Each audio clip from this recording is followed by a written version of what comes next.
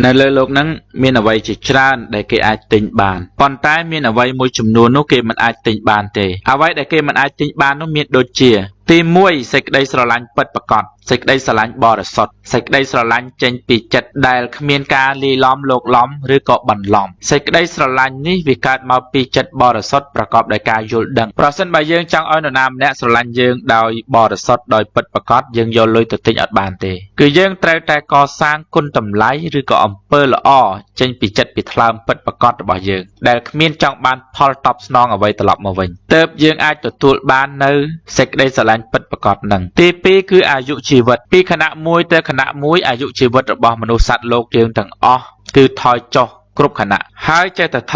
យតាមលំដាប់រហូតដល់ពេលវេលាមួយគឺអស់យើងចង់មានអាយុវែងមិនអាចទៅរួចដោយការទិញទេយើងចង់មានអាយុវែងគឺយើងត្រូវតែខិតខំប្រឹងប្រែងរក្សានិងថែទាំសុខភាពឲ្យបានល្អជាទីបំផុតហើយកសាងអំពើល្អទើបធម៌នឹងទ្រទ្រង់ជីវិតយើងឲ្យរស់នៅបានយូរអង្វែងដែលយូរអង្វែងនឹងមិនមែនយូរអង្វែងរាប់ពាន់ឆ្នាំទេយូរអង្វែងជាអតិបរមានៃជាតិកំណើតមនុស្សទី3គឺសុខ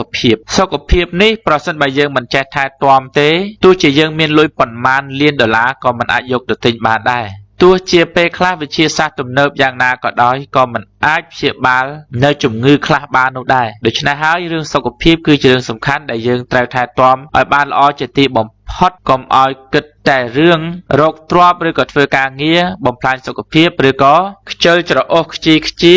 ហើយហូបចុករស់នៅមិនគិតធ្វើឲ្យប៉ះពាល់ខូចខាតដល់សុខភាពទី4ពេលវេលា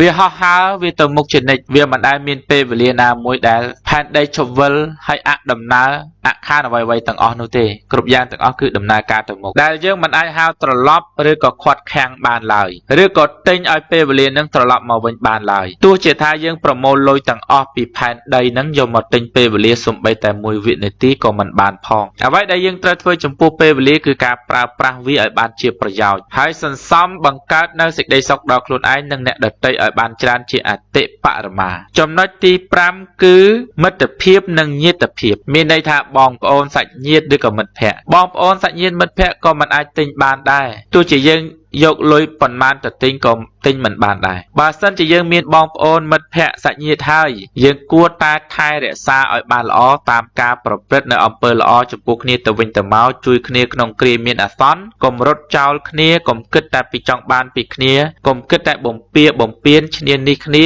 ឬក៏រំលោភលើសេចក្តីទុកចិត្តគ្នាដែលធ្វើឲ្យបាត់បង់ចំណងមិត្តភាពចំណងញាតិភាពការរាប់អានទី6គឺចំណេះដឹ